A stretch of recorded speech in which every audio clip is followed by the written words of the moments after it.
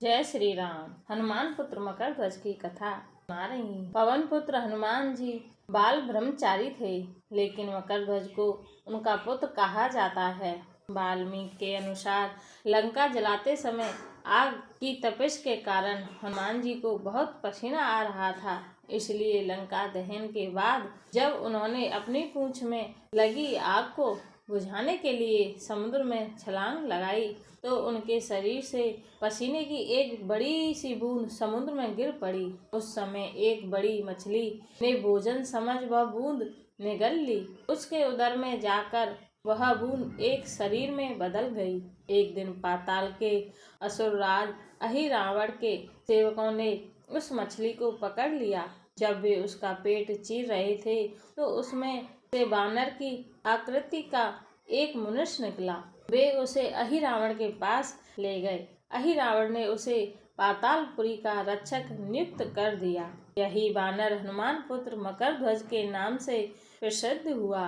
जब राम रावण युद्ध हो रहा था तब रावण के आज्ञानुसार अहिरावण राम लक्ष्मण का अपहरण कर उन्हें पातालपुरी ले गया। उनके अपहरण से बानर सेना भयभीत व शोकाकुल हो गई, लेकिन विभीषण ने यह भेद हनुमान के समक्ष प्रकट कर दिया। तब राम लक्ष्मण जी की सहायता के लिए हनुमान जी पातालपुरी पहुँचे। जब उन्होंने पाताल के द्वार पर एक बानर को देखा तो वे आश्चर्यचकित हो गए।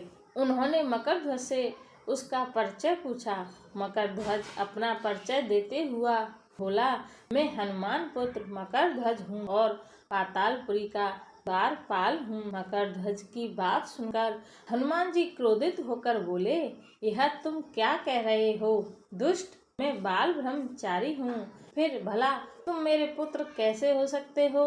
हनुमान जी का परिचय पाते ही मकर ध्वज उनके चरणों में गिर गया और उन्हें प्रणाम कर अपनी उत्पत्ति की कथा सुनाई। हनुमान जी ने भी मान लिया कि वह उनका ही पुत्र है, लेकिन यह कहकर कि वे अपने प्रभु श्री राम और लक्ष्मण जी को लेने आए हैं। जैसे ही द्वार की ओर बढ़े वैसे ही मकर ध्वज उनका मार्ग रोकते हुए बोला, पिताश्री, यह सत्य है कि मैं आपका पुत्र हूँ, लेकिन अभी मैं अपने स्वामी की सेवा में हूँ, इसलिए आप अंदर नहीं जा सकते। हनुमान ने मकर ध्वज को अनेक प्रकार से समझाने का प्रयास किया, किंतु वह द्वार से नहीं हटा। तब दोनों में घोर युद्ध शुरू हो गया। देखते ही देखते हनुमान जी उसे अपनी पूंछ में बांधकर पाताल में प्रवेश कर गए। हनुमान जी सीधे देवी मंदिर में पहुँचे, जहाँ अहिरावण राम लक्ष्मण की बलि देने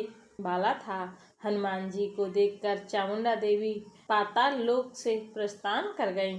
तब हनुमान जी देवी रूप धारण करके वहां स्थापित हो गए और कुछ देर के बाद अहिरावण वहां आया और पूजा अर्चना करके जैसे ही उसने राम लक्ष्मण की बलि देने के लिए तलवार उठाई, वैसे ही भयंकर गर्जना करते हुए हनुमान जी प्रकट हो गए और उसी तलवार से अहिरावण का वध कर दिया।